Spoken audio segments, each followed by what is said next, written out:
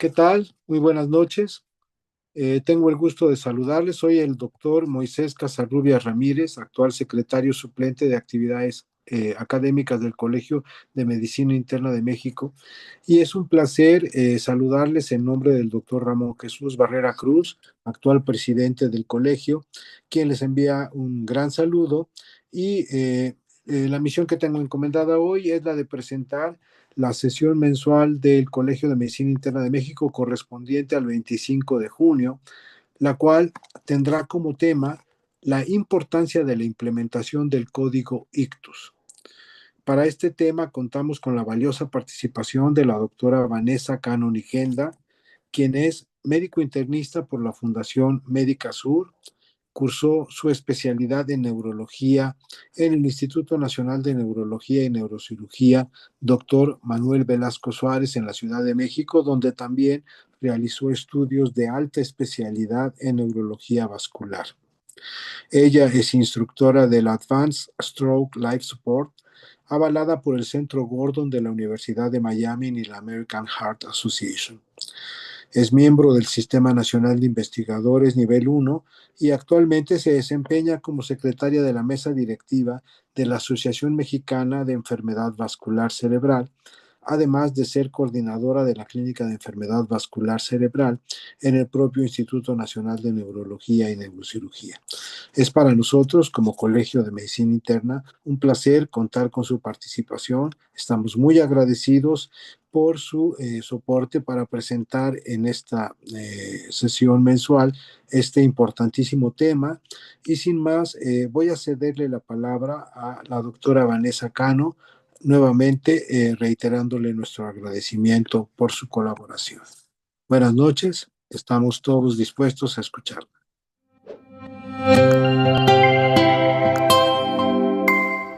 Hola, buenas tardes. Mi nombre es Laura Amor Flores Gutiérrez. Soy la gerente administrativa del Asilo de Ancianos La Inmaculada. Nuestro asilo es un hogar para los adultos mayores sin familia y sin recursos económicos. Data de 1920 y durante décadas ha otorgado hogar, cuidados médicos, información espiritual a adultos mayores que no tienen personas que puedan hacerse cargo de ellos. Actualmente en el asilo viven 30 adultos mayores, que son 18 hombres y 12 mujeres, a los cuales les estamos dando un servicio integral y a los cuales estamos cuidando como si fuera un hogar. Este lugar ha sido por siempre un refugio para los abuelos de Mazatlán. Muchas gracias.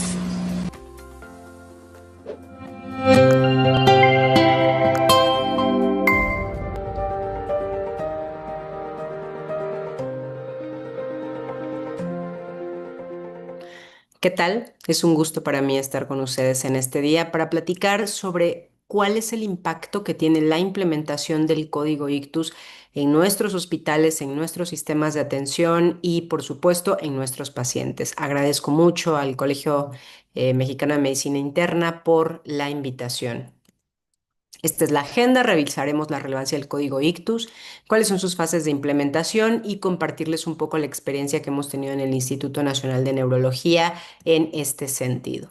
Esta es una imagen que la World Stroke emitió hace ya algunos años en el Día Mundial del Ictus y lo hace cada año, pero esta de hace algunos años es la que en lo personal a mí más me ha impactado, porque observen esto que dice: 1 de cada 4 de nosotros tendrá un stroke en su vida.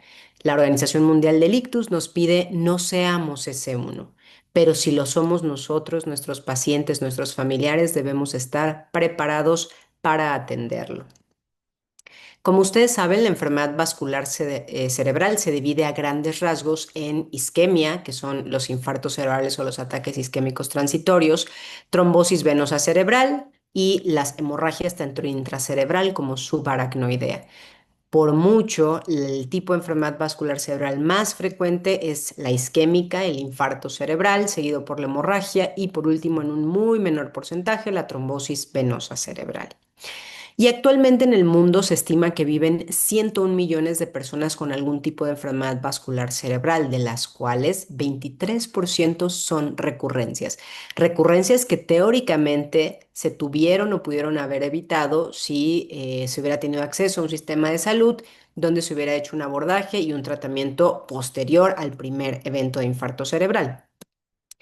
Y esto ha ido aumentando en el tiempo. Vean que para 1999 se estimaba que uno de cada seis tendría un AVC, para 2016 uno de cada cuatro, y seguramente esto va a ir aumentando a través de los años.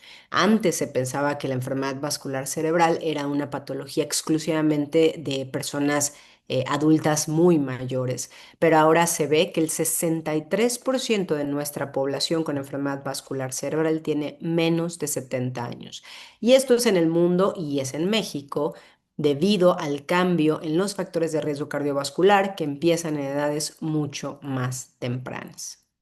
Hoy por hoy la enfermedad vascular cerebral es la segunda causa de muerte en el mundo, no causa no traumática, superada solo por la cardiopatía isquémica. Es la primera causa de discapacidad neurológica. Y por supuesto, cuando nosotros tenemos un paciente con enfermedad vascular cerebral, debemos saber cuál es su pronóstico si este paciente no tiene ningún acceso a tratamientos agudos. Vean lo que se observa aquí. Se espera que de ese 100% de pacientes que sufren algún tipo de enfermedad vascular cerebral, 25% quedan totalmente dependientes de otros. Los bañan, los visten, los alimentan, etcétera. 50% quedan con una discapacidad de moderada a grave que no les permite reintegrarse a su vida social, económica y familiar, y solo 25% se reintegrarán en alguna medida a su independencia, pero probablemente no a esta vida funcional que tenían previamente. Entonces sí, la enfermedad vascular cerebral es mortal y es discapacitante. Quienes no fallecen quedan con discapacidad muy grave en una gran proporción. Y esto no va a mejorar. Vean cómo se espera en las proyecciones que la enfermedad vascular cerebral, que es esta línea que ustedes ven naranja aquí, vaya aumentando a lo largo del tiempo hacia 2030, que ya no estamos tan lejos. También es real que el 90% de los factores que provocan un infarto cerebral son prevenibles, que son todos los que ustedes ven en esta diapositiva y que ustedes son expertos en ellos. Entonces, la primera llamada en esta enfermedad es prevengamos que suceda. Modifiquemos en nuestros pacientes como equipo todos estos factores de riesgo cardiovascular, detectémoslos, tratémoslo, para que entonces no suceda un infarto o una hemorragia cerebral. Porque la enfermedad vascular cerebral en México, así como en el mundo, es frecuente, es mortal, es discapacitante, es recurrente, es prevenible, como ustedes observaron, pero si nada de esto, si sobre todo la parte prevenible no se logra, es tratable. Entonces, ¿cómo la vamos a tratar? A grandes rasgos, en el manejo agudo del infarto cerebral tenemos dos tipos de tratamiento: trombolisis intravenosa y trombectomía mecánica. Ambos tratamientos están hechos con la finalidad de abrir la arteria que se está tapando en el cerebro y regresar la perfusión cerebral normal a gran parte del tejido que estaba en riesgo. El número necesario a tratar en trombolisis intravenosa es 5. ¿Qué significa esto? Que necesito tratar de forma eficaz a 5 pacientes para que a uno le vaya excelente. Y en trombectomía mecánica requeriría tratar a 2 para que a uno le vaya muy bien. Es decir, son tratamientos eficaces con números necesarios a tratar pues bastante bajos, que son los que ustedes pueden observar aquí: trombolisis intravenosa y trombectomía mecánica. Y en general solamente requerimos pues estos estudios. Para trombolisis intravenosa es suficiente con una tomografía simple en un paciente que cumpla criterios de inclusión y exclusión, y en trombectomía mecánica es necesario un estudio contrastado donde se pueda observar una oclusión de un vaso cerebral grande, que cuando el paciente pasa a trombectomía pues se puede observar la oclusión y con el tratamiento una reperfusión. Pero por supuesto, esta eficacia en los tratamientos es tiempo dependiente. Estos números que les mostré, estos buenos números necesarios a tratar para que el paciente logre otra vez su independencia funcional, dependen del momento en el cual estos tratamientos son otorgados. Por tanto, Observen cómo hay indicadores mundiales de estos tratamientos. Puerta, desde que el paciente toca la puerta de su servicio de urgencias, de su hospital, hasta que un primer médico lo ve, deberían de pasar menos de 10 minutos. Hasta que el stroke team, ese equipo experto en infarto cerebral, que no tiene que ser un neurólogo, es necesario que sea alguien experto en esto, pero puede ser un urgenciólogo, un internista, el médico que esté a cargo del servicio de urgencias. Menos de 15 minutos. Puerta tomografía, menos de 25 minutos, menos de 45 minutos hasta su interpretación. Puerta trombolisis intravenosa, menos de 60 minutos. Puerta admisión, idealmente una unidad especializada en atención de manejos con EBC, menos de 3 horas. Puerta trombectomía, idealmente menos de 120 minutos. Y a recordar, el tiempo puerta aguja, menos de 60 minutos, es una de las primeras metas que tenemos que buscar. También es real que ahora en el mundo se promueve que este tiempo puerta aguja tengamos en mente que tiene que ser incluso menor. En los centros más grandes en el mundo, este tiempo puerta aguja se busca que sea de menos de 45 minutos. Pero empezar con un tiempo de menos de 60 minutos ya es bastante bueno. Y no es igual tratar a un paciente, como ustedes saben, la ventana para trombolisis intravenosa es 4.5 horas desde que inician los síntomas hasta que podemos aplicar el trombolítico. Y en algunas ocasiones nos preguntamos, bueno, pero ¿y si tengo 4.5 horas es igual si los trombolizo a las 2 que a las 4? La respuesta es no. Insistimos, esto es una enfermedad tiempo dependiente. Y vean ustedes, de cada 100 pacientes que ustedes logren trombolizar dentro de las primeras 3 horas, 31 van a tener un muy buen desenlace funcional. 3 no, incluso 3 les va a ir peor que si ustedes no les hubieran hecho nada y una proporción pues va a quedar sin cambios incluso con el tratamiento. Pero si esta misma terapéutica se aplica entre las 3 a 4.5 horas, vamos a beneficiar a 16 de estos 100. Entonces, claro, entre más pronto es mejor. Y esta imagen que ustedes ven es otra cosa que tenemos que aceptar. Cuando trombolizamos a un paciente, tenemos que aceptar que a una buena proporción le va a ir muy bien, otra proporción no va a tener cambio e incluso hay pacientes que aún bien seleccionados les va a ir peor que si no les hubiéramos hecho nada. Y es parte de la estadística. Si yo trato a un paciente entre los primeros 90 minutos del inicio de los síntomas, necesito tratar a 4 o 5 para que a uno le vaya bien. Pero si yo trato a un paciente ya cercano a las 4.5 horas de ventana, necesito tratar a 21 para que a uno le vaya bien. Entonces sí, tengo que tratar a los pacientes que cumplen criterios para trombolisis intravenosa, pero los tengo que tratar de forma pronta, lo más pronto posible. Y entonces, sabiendo la importancia de esta patología, sabiendo que es frecuente, mortal, discapacitante, tratable y que tenemos dos tratamientos de alta eficacia, ¿qué evidencia tenemos en el mundo y qué evidencia tenemos en México de lo que se está haciendo en estas terapéuticas? Bueno, vean, esta es una recopilación que se publicó en 2024 de la información que hay en el mundo acerca de la trombolisis intravenosa y la trombectomía mecánica. Y bueno, vean que sí, México sí tiene publicado información sobre trombectomía y trombolisis. Ahora veamos qué es lo que dice esa información. No es necesario que lean esta tabla, yo les resumo que en general de todas las regiones en el mundo que se evaluaron, existe una frecuencia de trombolisis intravenosa entre 0.6 a 22%, que son las proporciones más altas de trombolisis en los países más desarrollados.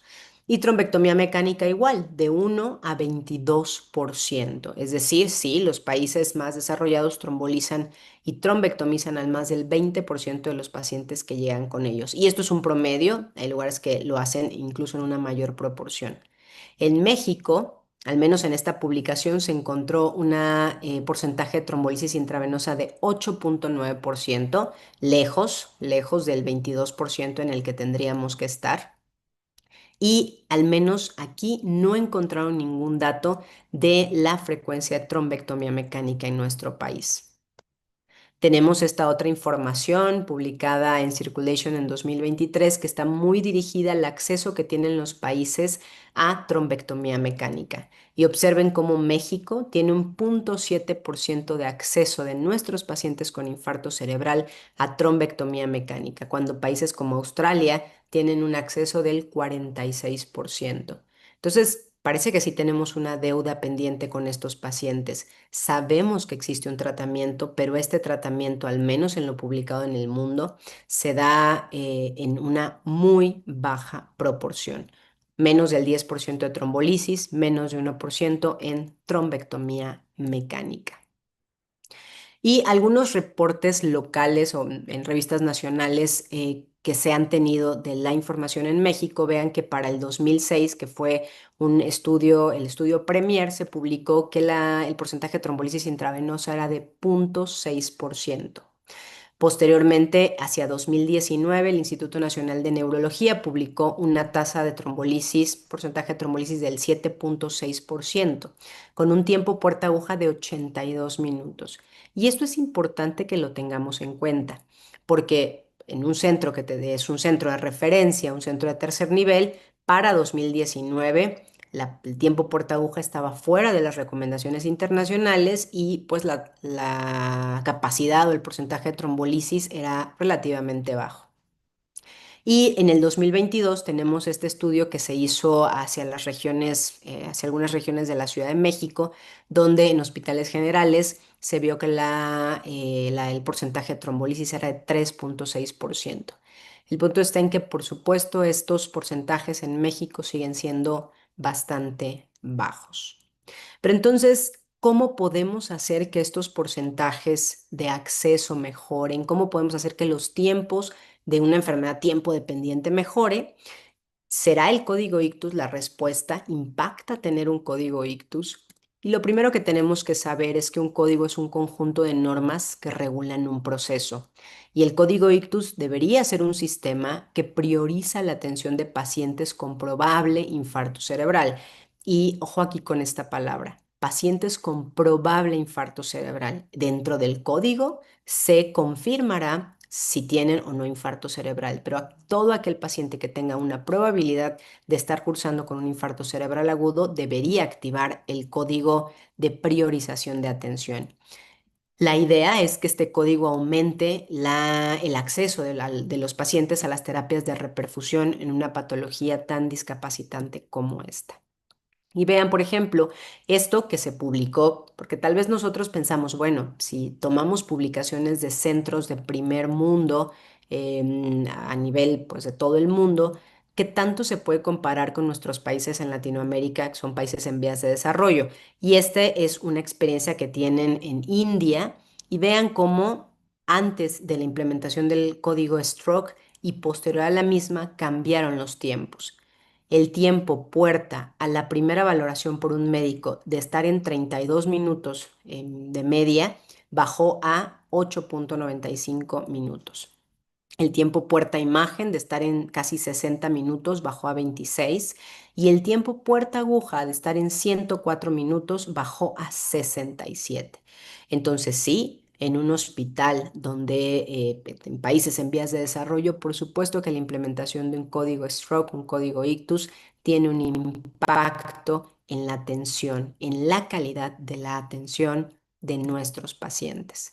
Y esta es una data no publicada todavía, pero es un estudio que se está corriendo en el Instituto Nacional de Neurología y en varios otros centros de Latinoamérica, donde vean que son centros que tienen implementados códigos ictus y observen cómo el porcentaje de trombolisis intravenosa en aquellos pacientes que llegan en menos de 24 horas, es decir, son centros que hacen trombolisis en ventana extendida hasta las 9 horas, es del 15%, pero observen este porcentaje. Estos hospitales en países en vías de desarrollo que atienden pacientes que llegan dentro de las primeras 4.5 horas de inicio de síntomas, trombolizan al 41% de sus pacientes. Entonces, son porcentajes un poco más alentadores. Participa México, Bogotá, Colombia, Perú, Cusco, varios otros lugares de Perú como Lima, Cusco y Arequipa y algún centro de Chile. Pero comentábamos que todo esto es tiempo dependiente. Ok, está bien, trombolizamos, tenemos un código ictus y vamos a trombolizar a una mayor cantidad de pacientes y lo vamos a intentar hacer mejor y lo vamos a intentar hacer mejor en los tiempos también. Les decía que aunque el tiempo puerta trombolisis es 60 minutos, lo ideal es que sea menos de 45. Y el tiempo puerta punción de angiosuite, que debería ser menos de 120 minutos, idealmente en centros de alta capacidad debería ser menos de 90 minutos. Son tiempos ambiciosos. Si uno piensa todo lo que tiene que pasar en el circuito un paciente para que se trombolice, imagínense, tiene que llegar el paciente al servicio de urgencias, la persona que está en la recepción o en vigilancia le tiene que dar acceso, la persona de recepción le tiene que tomar datos, el médico tiene que valorarlo, detectar el déficit neurológico, activar el código, que llegue el servicio de enfermería, que se le canalice, que se le tomen muestras, que se hagan las solicitudes para ir a tomografía, que se lleve a tomografía, que se haga el estudio, que se interprete el estudio, regresar al paciente, pasarle una cama de choque seguramente, preparar el trombolítico, toma de signos vitales y administrarlo. Todo eso tendría que pasar en menos de 60 minutos e idealmente menos de 45 para que estuviéramos en metas internacionales y asegurándole a nuestro paciente una atención de calidad. Y así como se ve esta imagen es como se espera que sea el camino de un paciente con infarto cerebral, que llegue a urgencias, se hagan todos estos pasos y que el paciente tenga una recuperación funcional.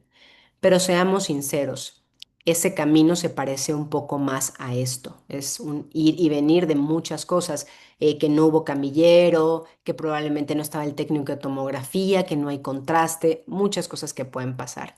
Y lo único que va a hacer esa línea un poco más recta es la atención organizada. Y justamente el código ictus es eso, una atención organizada en la atención de un paciente con infarto, con probable infarto cerebral. Y lo ideal es que estos pacientes se atiendan en unidades de ictus, que son salas especializadas para este tipo de patologías, donde además de que se atiende la parte agudo, se tiene seguimiento continuo de parámetros, un enfoque de equipo multidisciplinario, incluyendo enfermeras especialistas en ictus y expertos en el manejo no solo agudo, sino en búsqueda etiológica, prevención de complicaciones, prevención secundaria y rehabilitación temprana. Y quiero hacer énfasis en esto porque aunque el código ictus de manera inicial se centra en la atención que recibe el paciente para llevarlo a una terapia de reperfusión inmediata, trombolisis o trombectomía, realmente el código no debería de terminar ahí. El código debe terminar cuando el paciente egresa a su domicilio y en el inter se le resolvió el agudo, pero se buscó la causa, se fue con prevención de recurrencias y rehabilitación temprana. Y eso es que hacer de todos nosotros. Estas unidades de ictus deben de tener un equipo multidisciplinario experto en EBC, no necesariamente neurólogos, que haya una infraestructura, un lugar destinado para eso, pero lo más importante es que tengan procesos específicos y muy claros para todo el personal. Son pocas las unidades de ictus en el país, pero si eventualmente ustedes están en un centro donde hay la posibilidad de crearla, deberíamos abogar por ello.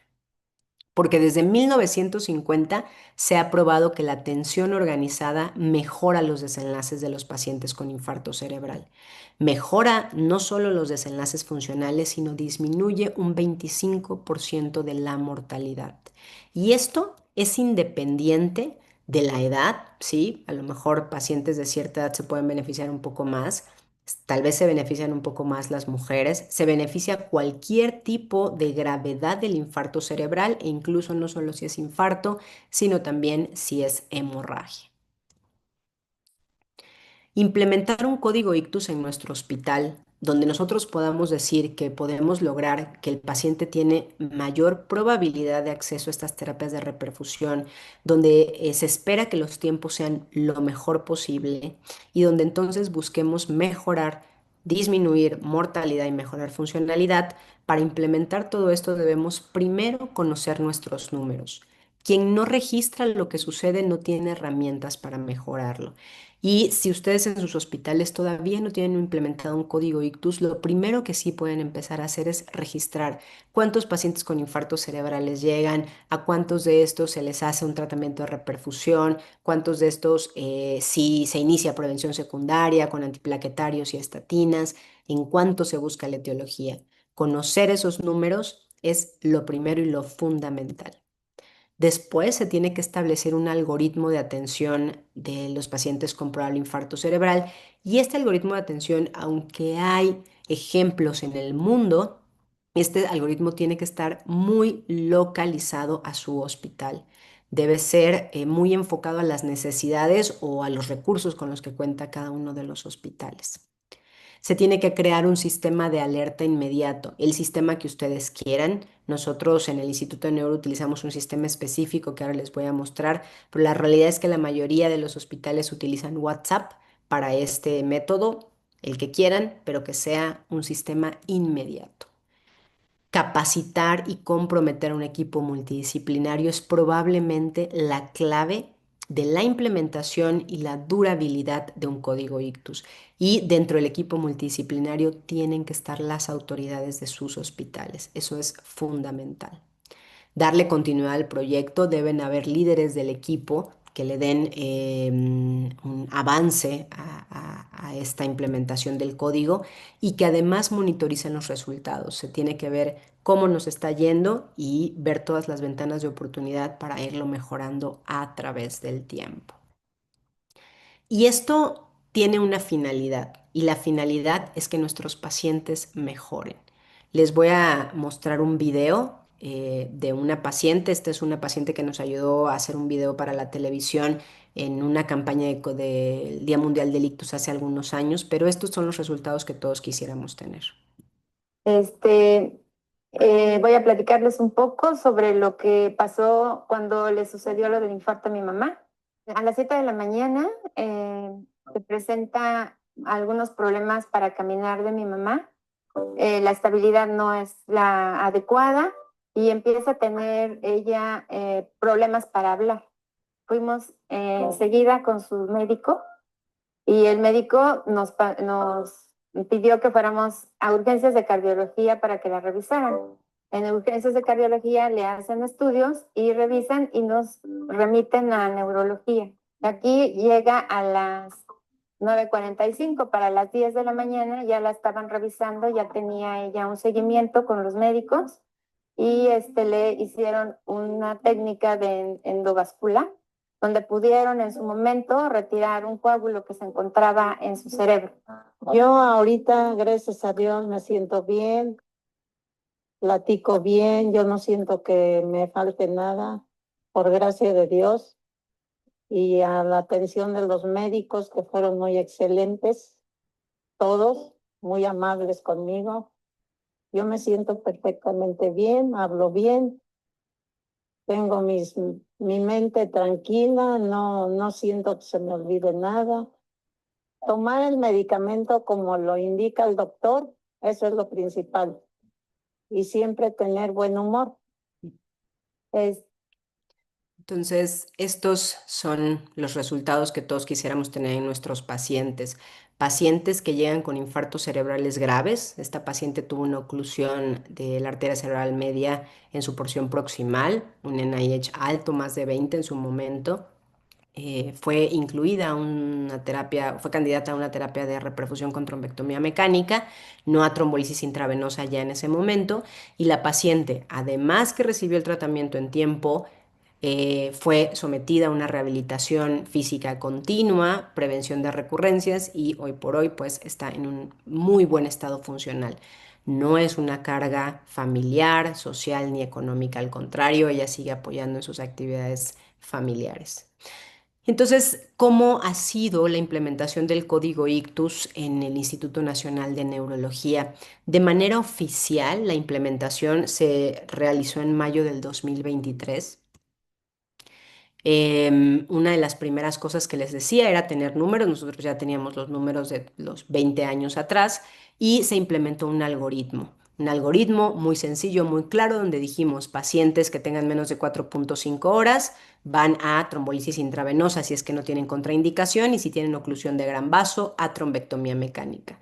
Nosotros en el Instituto de Neurología hacemos trombectomía mecánica hasta las 24 horas en ventanas extendidas y también hacemos trombolisis intravenosa hasta las 9 horas, que también es una ventana extendida. A todos nuestros pacientes desde el ingreso se les hace tomografía con angiotomografía contrastada y desde su llegada se toma signos vitales, glucemia capilar, se colocan 2 vías intravenosas, pensando en que en una se puede estar pasando el contraste o algún antihipertensivo intravenoso y en otra el trombolítico intravenoso.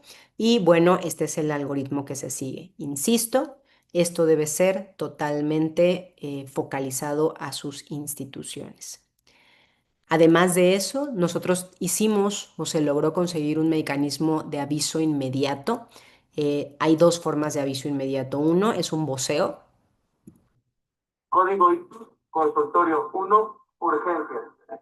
Entonces, en cuanto llega un paciente con una focalización neurológica desde casi la ventanilla que los médicos le hacen una escala prehospitalaria como BFAST, Cincinnati y detectan un punto anormal, activan el código. Posterior a eso, colocan toda la información en esta plataforma que se llama Join, donde se le va dando seguimiento. Pero desde que se activa el código y se da el voceo en los teléfonos, nosotros no tenemos parlantes en el instituto, llega enfermería, camillería, imagen, detiene cualquier estudio que vaya a pasar, claro, un estudio que tampoco sea una situación de urgencia mayor, y se apartan esos minutos para que los pacientes de código puedan pasar. Además, a través de estos años, desde mayo del 2023, se han hecho capacitaciones y se han hecho múltiples reuniones, más de 30 reuniones hasta el día de hoy, con todos los servicios. Reuniones donde están los jefes de urgencias de imagen, terapia endovascular, anestesiología, terapia intensiva, neurocirugía, neurología, clínica de enfermedad vascular cerebral, enfermería de cada uno de estos servicios, camillería, laboratorios, servicios de apoyo y las direcciones. Todos estos para que en cada una de las reuniones se vayan exponiendo las necesidades y éstas se vayan mejorando. Esto sin duda ha sido de lo más difícil. Se han hecho simulacros en el instituto. El último simulacro fue hace alrededor de 2, 3 meses, donde lo que se busca es, sin que nadie sepa, llega un paciente simulado y se activa el código. Con eso podemos ver tiempos de respuesta, como ustedes lo están viendo aquí. Y nuestros tiempos, nuestra realidad para finales del 2024 y la primera parte del 2025. Nuestro tiempo puerta valoración actualmente es de 3 minutos. Nuestro tiempo puerta tomografía es de 13 minutos. Nuestro tiempo puerta trombolisis es de 34 minutos en promedio, cuando recordemos que en 2019 eran de 82, 84 minutos. Y hace 3 semanas tuvimos una mínima de 9. Este es el récord de puerta trombolisis en el Instituto de Neuro, 9 minutos. Y un tiempo puerta llegada a la angiosuite de 68 minutos, con una mínima hace unos meses de 48 minutos. Nosotros somos un centro certificado por la World Stroke como centro avanzado de ictus y actualmente ya recertificados. ¿Y en qué proporción se hace todo esto? Más o menos el año pasado llegaron 822 pacientes con enfermedad vascular cerebral a urgencias. De estos activaron el código 403 pacientes. Es decir, 403 de estos 800 pacientes llegaron en menos de 24 horas de inicio de síntomas y se activó el código. Se trombolizó a 117, que es el 29%, y se trombectomizó a 50 pacientes, que es el 12.4%. Y a lo mejor estos números suenan bien, suenan alentadores, pero eso es el resultado de muchísimo trabajo de mucha gente a lo largo de todos estos años para que esto se logre. Y esto está muy bien cuando nosotros hablamos de infarto. Llega el paciente, se activa el código, la imagen no tiene sangre y entonces pues sigue el protocolo de infarto cerebral agudo. Pero ¿qué tal que como este paciente Juan llega al servicio de urgencias, a su servicio de urgencias, se activa el código, se hace la imagen y lo que tenemos es una hemorragia intracerebral? Previamente, lo que se decía, incluso en nuestra aplicación en el Join, se mencionaba termina algoritmo de código ictus y todos nos íbamos a tomar un café, porque bueno, ya no era un infarto cerebral, terminó la urgencia, una de las urgencias mayores en neurología. Pero la realidad es que no. Hoy por hoy, después de eso, debería iniciar el algoritmo del código hemorragia intracerebral. Y este es otro código que ustedes tienen que tener en mente, porque los pacientes mueren, de hecho muere el 50% de los pacientes en los primeros 30 días con hemorragia intracerebral y la discapacidad que queda es muy alta. Por supuesto que para que esto se pueda, este código se pueda implementar, requiere detección de la focalidad. Esto es desde la parte externa, desde la familia, desde los amigos, desde los compañeros de trabajo. Requiere que se active la red, que tengamos, ojalá cada vez mejor un sistema de ambulancias, medidas en el traslado y una atención intrahospitalaria óptima. Una atención intrahospitalaria que tiene que estar dirigida al manejo de la presión arterial, de la reversión de anticoagulación, de las indicaciones de cirugía cuando las hay y el paso a las unidades de stroke o las unidades de ictus. Porque en los primeros minutos hacer estos tres pilares que les comento disminuye el efecto de masa, la necrosis tisular y el colapso, ruptura microvascular y cambia el pronóstico de los pacientes. Y esto solo se logra cuando tenemos un código de hemorragia implementado. Y vean, esto es muy ambicioso, pero insisto, es algo que tenemos que empezar a implementar. Estas son las recomendaciones de las recomendaciones europeas para el código de hemorragia y se espera que desde que llega el paciente en los primeros 30 minutos ya se haya iniciado un manejo antihipertensivo intenso, que se haya revertido o iniciado la reversión de la anticoagulación si es que así tocaba, que en los primeros 60 minutos ya hubiéramos alcanzado una presión sistólica de menos de 140 milímetros de mercurio, una temperatura de menos de 37,5 y que se hubiera avisado al servicio de neurocirugía y mantener estas medidas los primeros 7 días. Entonces, en conclusión, el manejo adecuado del infarto cerebral y la hemorragia intracerebral requiere la implementación de un sistema de respuesta rápida, regulado y monitorizado, que se llama código ictus. El código ictus ha demostrado aumentar el porcentaje de las terapias de reperfusión en el infarto cerebral agudo en los hospitales, incluido el nuestro, con tiempos similares a países desarrollados. E incluso cuando esto se aplica en países en vías de desarrollo, los tiempos se acercan cada vez más a estos en países desarrollados. Por supuesto que para esto se requiere la cooperación de todos para la adecuada ejecución, una capacitación continua y un compromiso 24/7 de todos los servicios inmiscuidos, porque debemos permear que esta patología es una patología que nos puede pasar a cualquiera, uno de cada cuatro. Entonces, incluso deberíamos estar preparados para tratar o para que nos trataran a nosotros mismos en nuestros hospitales. Aún existen muchas barreras a mejorar en todos los hospitales, pero para que cada uno de nosotros podamos implementar este código en nuestros hospitales, se sugieren tener métricas internas, un algoritmo de atención, un sistema de alerta intrahospitalario, capacitación y compromiso de un equipo multidisciplinario, continuidad y control de calidad. Agradezco mucho su atención y a todo mi equipo de la Clínica de Vascular del Instituto de Neuro.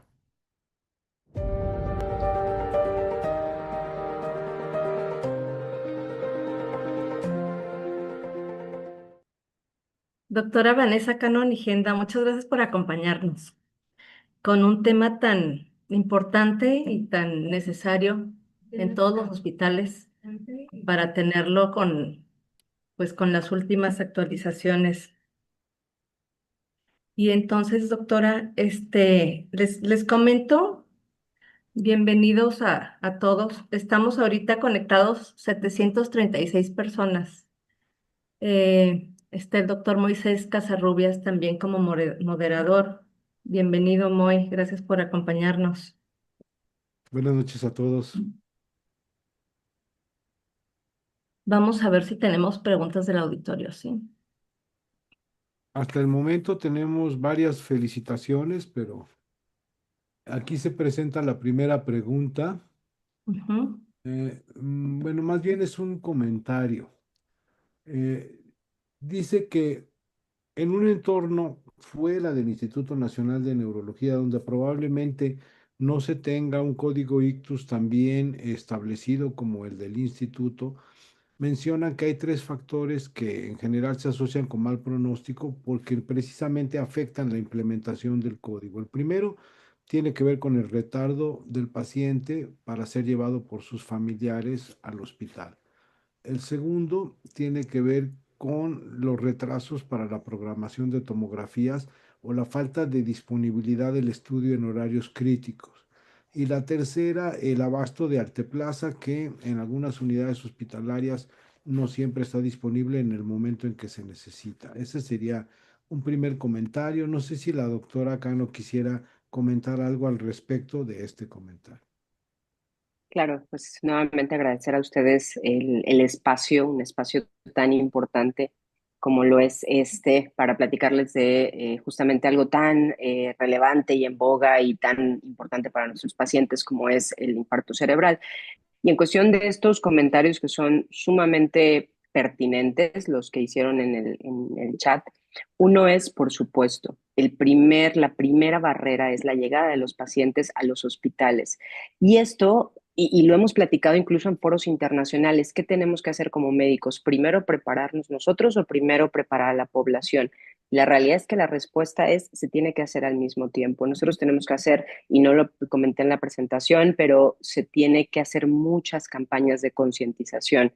Nosotros, por ejemplo, esto que les ponía el video de la televisión, pues es parte de las campañas que hacemos videos con los pacientes, hacemos campañas de prevención primaria, hacemos muchas actividades en redes sociales, hacemos carreras de concientización, esto con el fin que los pacientes conozcan los síntomas de infarto cerebral y lleguen a nuestras instituciones. Pero al mismo tiempo tenemos que prepararnos, porque si llegan los pacientes y no tenemos preparado el sistema para eso, bueno, entramos en conflicto.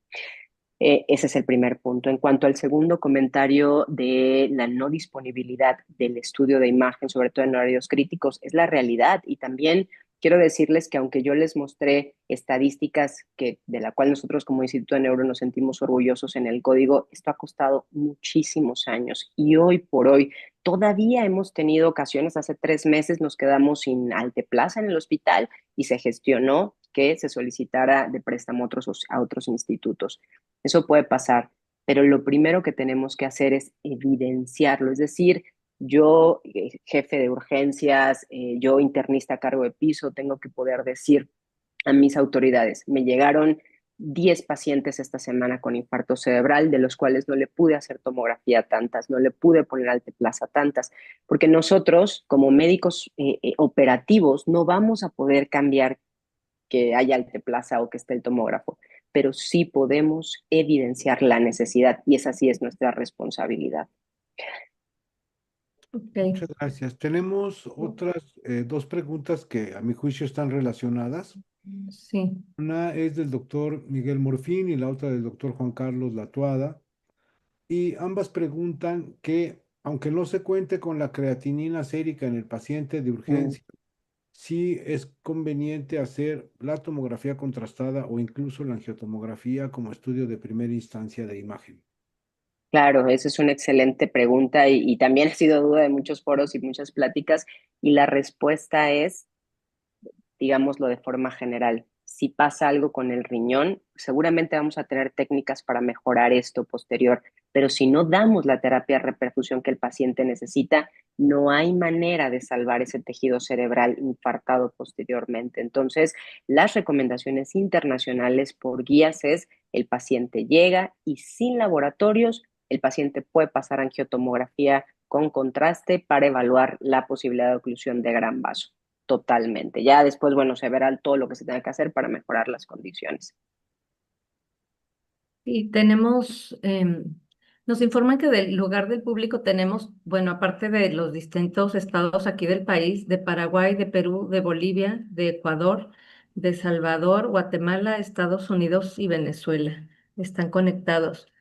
Y pregunta Juan Carlos Latuada, efectivamente, ¿es preferible la TAC contrastada a la simple en un caso de ictus?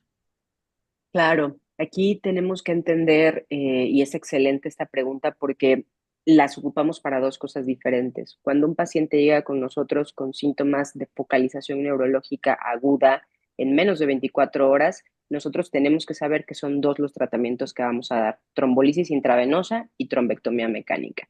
Para trombolisis intravenosa solo necesito una tomografía simple que no tenga datos de hemorragia, nada más. Pero nosotros sabemos que un porcentaje, hasta el 20% de nuestros pacientes van a tener oclusión de gran vaso, y esos pacientes necesitan angiotomografía contrastada para poder evidenciar la oclusión de gran vaso y activar el sistema para pasarlos a trombectomía mecánica.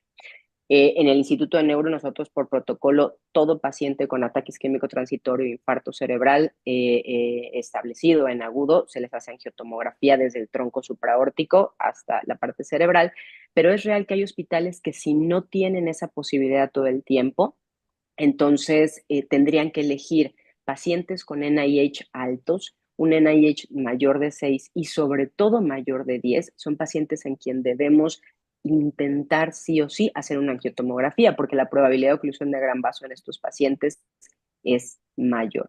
Y siempre platicamos un poco con las autoridades de, bueno, pero ¿cuál es, no sé, la necesidad de tener una sala de de terapia endovascular para estos pacientes?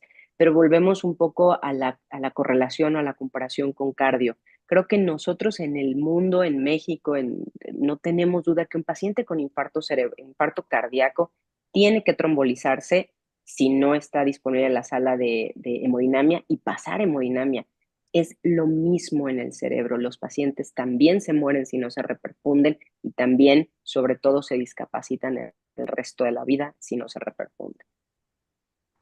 Freddy, por ejemplo, en un escenario en donde no se cuente con la posibilidad de hacer trombectomía y solamente tenemos la alternativa de, en la ventana de tiempo adecuado, intentar una trombolisis, probablemente en ese caso en particular puede ser conveniente solo la tomografía simple, ¿no? Dado que no tenemos la alternativa de hacer trombectomía. Sí, totalmente. La respuesta inicial, como usted bien dice, doctor, es sí. Pues se hace la tomografía porque con eso voy a resolver lo que tengo.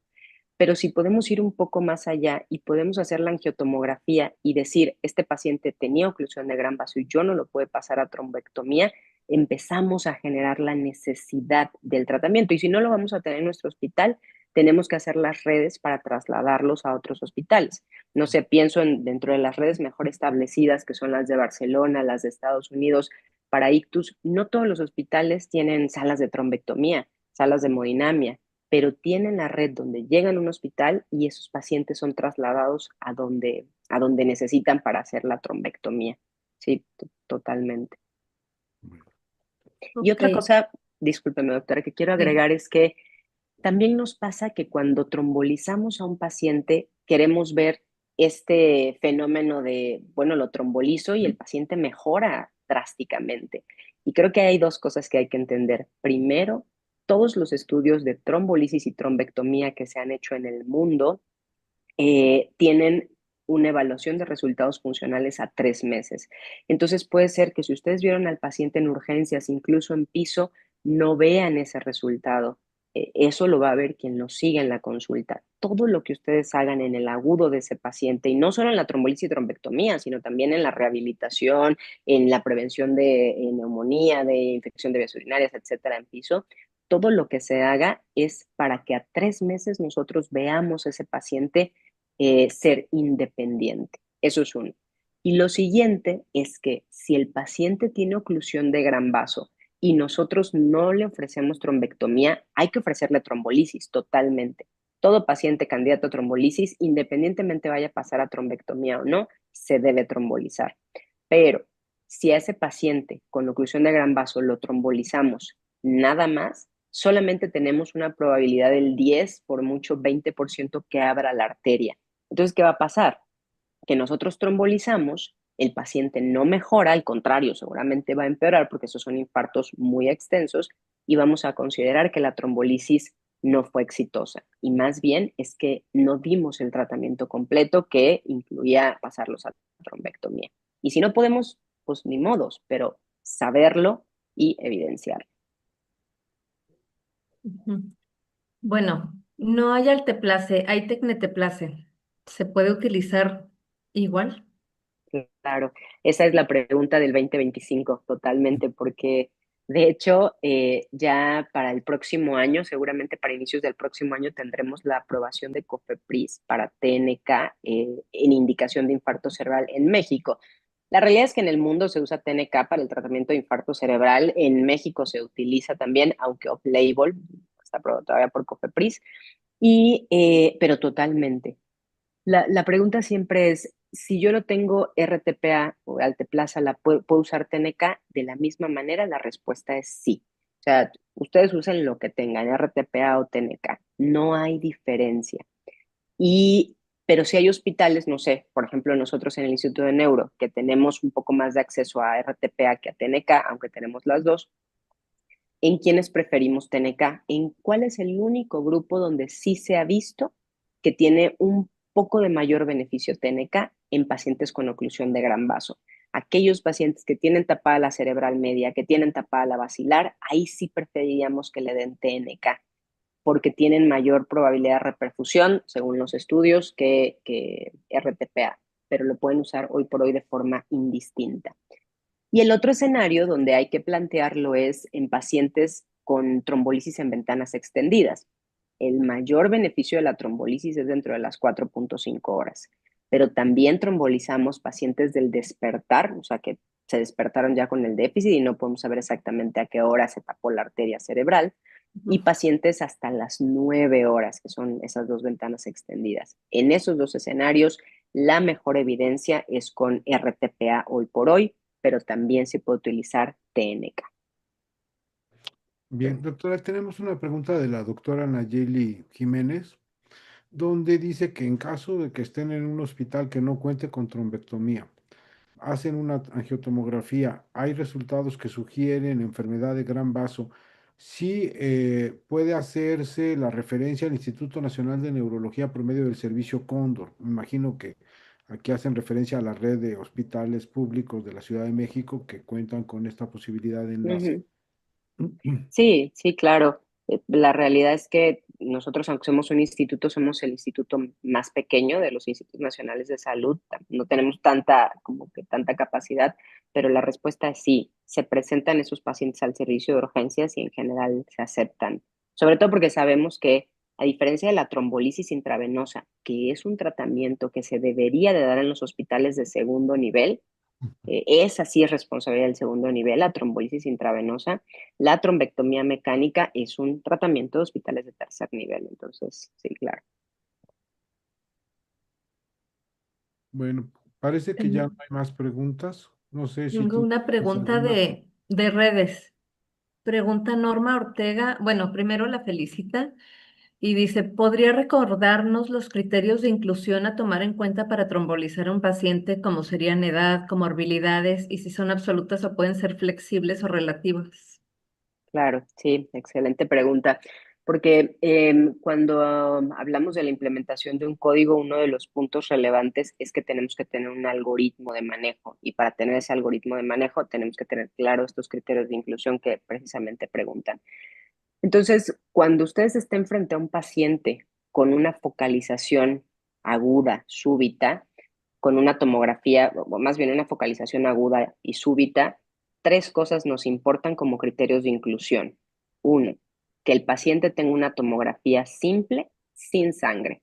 Dos, que tenga una focalidad neurológica medible por NIH. Y tres, una glucosa al menos más de 50, que es lo que marcan las guías. Si ustedes tienen esos tres puntos, listo, su paciente cumplió criterios de inclusión, tomografía clínica y glucosa.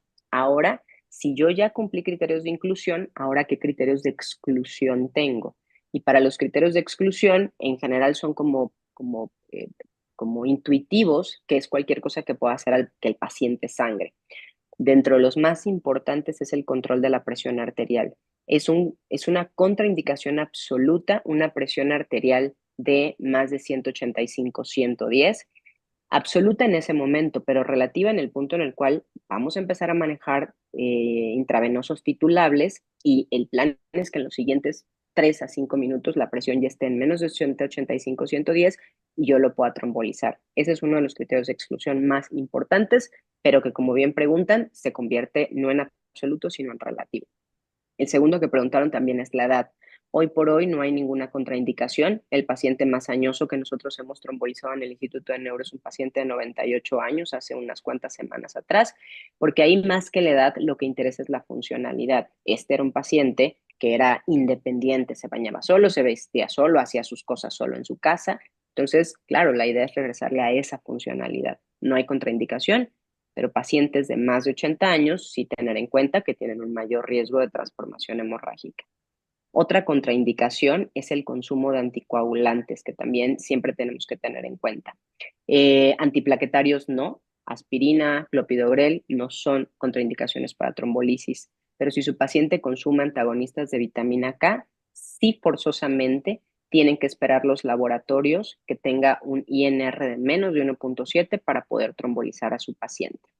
Que tenga plaquetas de menos de 100,000 es contraindicación. Y ustedes dirán, bueno, pero en los criterios de inclusión nunca dijimos que necesitamos laboratorios, dijimos tomografía clínica y glucosa, porque solo vamos a esperar laboratorios cuando el paciente tiene un antecedente que nos lo ponga en riesgo, como que ya se sepa con una hepatopatía crónica importante, como que se sepa con alguna coagulopatía o que tome antagonistas de vitamina K. Esos serían como los criterios de exclusión más relevantes y que tenga cirugías recientes, pero cirugías mayores, ¿no? Cirugías donde entren a peritoneo, a cavidad torácica, etcétera. Ya los sitios no compresibles, como por ejemplo catéteres venosos centrales o otros tipos de punciones, ya no son contraindicaciones absolutas. Los criterios se han ido flexibilizando para otorgar este tratamiento que salva vidas y función a muchos más pacientes. Pero siempre tener en cuenta que si el paciente se puede complicar, tenemos uno que estar atentos y dos, poder resolver la complicación. Perfecto. Aquí en el chat no tengo más preguntas, no sé si en redes hay alguna otra, Carla. Ya no hay, ya no Perfecto. hay preguntas tampoco. Felicitaciones para la doctora nada más. Pues ¿Querrás nosotros hacer también un...? repetimos las Sí, felicitaciones, doctora. Muchas gracias por la sí, presentación. sí, muchísimas No, gracias. Al Y contrario, muchas. llevábamos como más de 6 meses, ¿no, doctora? Organizando, planeando esta plática y nada más no se podía. Fechas inaccesibles, pero ya, finalmente se logró. Muchas No, sí. felicidades por habernos acompañado. Ay, muchas gracias y recordarles a todos, si me permiten concluir con solo unas cuantas frases, el infarto cerebral es frecuente, nos puede pasar a cualquiera, 1 de cada 4 de nosotros está en riesgo. El infarto cerebral es prevenible con el control de todos los factores de riesgo, pero es tratable cuando sucede. Probablemente no tenemos hoy todos los elementos para tratarlo, pero tenemos que generar la necesidad, conocer nuestros números y buscar el mejor tratamiento y el mejor acceso a estos tratamientos para nuestros pacientes. Doctor Muchas gracias. Moisés, ¿algún comentario que tengas? No, pues solamente felicitar a la doctora y sensibilizar que algunas de las cosas que mencionó son claves. No porque no tengamos ahorita los recursos o los procesos instalados, tenemos que claudicar de empezar, porque solamente con fracasos se van pudiendo corregir los errores y solamente generando las necesidades se van gestionando los recursos, ¿no? Eso es algo que es muy importante que comentó ella y que todos los hospitales tenemos que empezar en la medida de nuestras posibilidades y en la medida de nuestros procesos, tener estructuras de atención que sean más eficientes, más rápidas y que permitan darles un mejor pronóstico a nuestros pacientes. Creo que todos nos tenemos que quedar con ese mensaje. Así es, totalmente de acuerdo.